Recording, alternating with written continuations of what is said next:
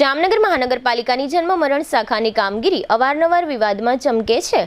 કોર્પોરેશનના આરોગ્ય અધિકારીઓ શાખાની કામગીરી પ્રત્યે ધ્યાન આપતા નથી અને કમિશનર આરોગ્ય અધિકારીને આ અંગે કોઈ ઠપકો આપતા નથી એ પ્રકારની ચર્ચા શહેરમાં સાંભળવા મળે છે।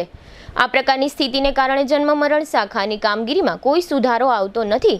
શાખાની નબળી કામગીરી ઉપરાંત ગુજરાત સરકારનું વર્ષો જૂનું સર્વર પર ખોળંગાતું ચાલતું હોવાને કારણે જામનગર કોર્પોરેશનમાં જન્મ મરણ શાખાની કામગીરીમાં અરજદાર નાગરિકો હેરાન પરેશાન થઈ રહ્યા છે। આ શાખામાં દરરોજ સેંકડો લોકો વિવિધ પ્રકારની હાલાકીઓ ભોગવી રહ્યા છે।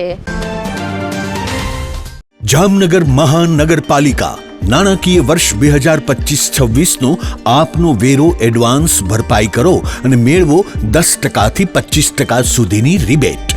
આ રિબેટ યોજનાનો લાભ 16/4/2025 થી 31/5/2025 સુધી લઈ શકાશે।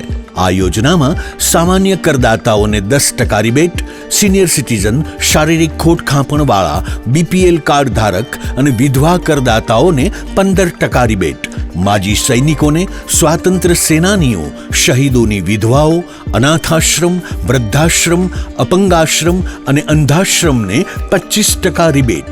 રહેણાંક બિન રહેણાંક મકાનોમાં સોલાર સિસ્ટમ તારીખ 31/3/2025 પહેલા ઇન્સ્ટોલ કરેલ હોય તેવા કરદાતાઓને રેગ્યુલર ઉપરાંત વધારાનું 5% રિબેટ એક વખત, સતત 3 વર્ષ સુધી એડવાન્સ ટેક્સ ભરનારને 2% વધુ રિબેટનો લાભ, ઓનલાઈન વેરો ભરપાઈ કરનાર કરદાતાને 2% ડિસ્કાઉન્ટ, વધુમાં વધુ ₹250। આપના મોબાઈલના પ્લે સ્ટોર તથા એપ સ્ટોરમાંથી JMC કનેક્ટ એપ ડાઉનલોડ કરી પ્રોપર્ટી ટેક્સ ઓનલાઈન ભરવાની સાથે દરેક સર્વિસનો લાભ લઈ શકો છો। તેમજ મહાનગરપાલિકાની વેબસાઇટ www.mcjamnagar.com દ્વારા પણ ઓનલાઈન એડવાન્સ ટેક્સ ભરી શકો છો।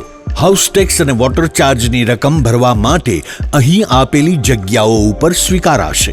મહાનગરપાલિકાના મુખ્ય કેશ કલેક્શન વિભાગ, 3 સિટી સિવિક સેન્ટરો જેમાં શરૂ સેક્શન, રણજીતનગર તથા ગુલાબનગર, તેમજ HDFC bank, Nawanagar cooperative bank, IDBI bank તથા કોટક મહિન્દ્રા બેંકની તમામ શાખાઓમાં અને મોબાઈલ ટેક્સ કલેક્શન વેન દ્વારા જાહેર જનતાને આ રિબેટનો લાભ લેવા મહાનગરપાલિકા દ્વારા અનુરોધ કરવામાં આવ્યો છે। આ રિબેટ યોજનાની છેલ્લી તારીખ 31/5/2025 નોંધી લેશો। ધન્યવાદ।